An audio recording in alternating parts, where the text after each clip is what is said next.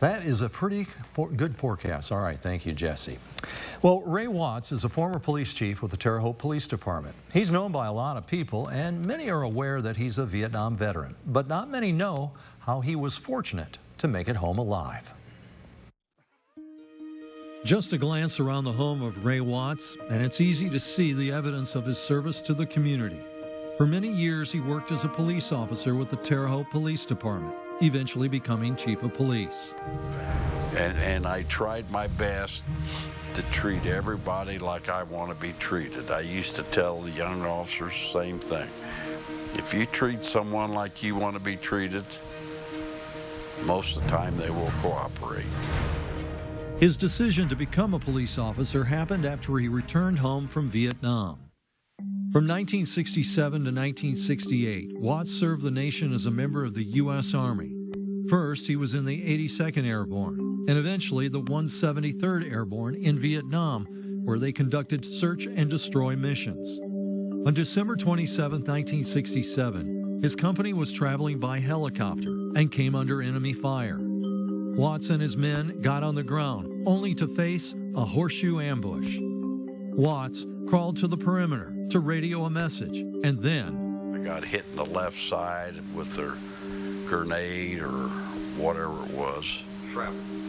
The shrapnel went in through the left side. I feel like somebody stuck their fist through my left side. He continued to radio for air support. When you're fearing for your life and other soldiers' lives, pain is not your problem. It's getting out and still being alive is the problem.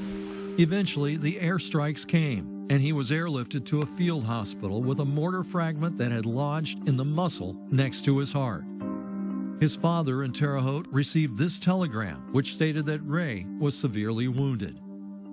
Open-heart surgery was performed on Watts, which he was told was the first at that field hospital. But I was alive, and I was one of the lucky ones. His recovery lasted for months. When he came home, he decided to become a policeman. A number of years later, he met Kelly, and the two eventually married.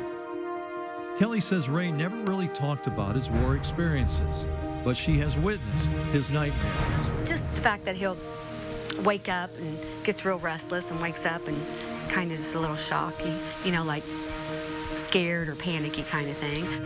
Ray says for many years he didn't talk about it because of how Vietnam veterans were treated.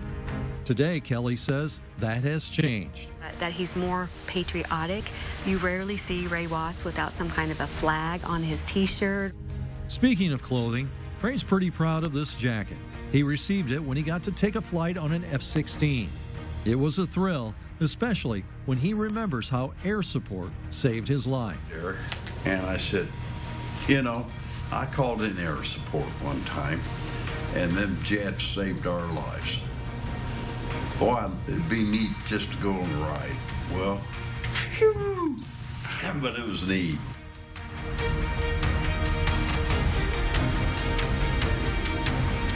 Kelly and Ray have had 3 children, and there are 5 great-grandchildren. By the way, during every Veterans Day parade in Terre Haute, he wears that jacket and stands at the corner of 11th and Wabash talking with kids and with their parents. Thank you for your service. All right, still ahead in our next half hour live at 5.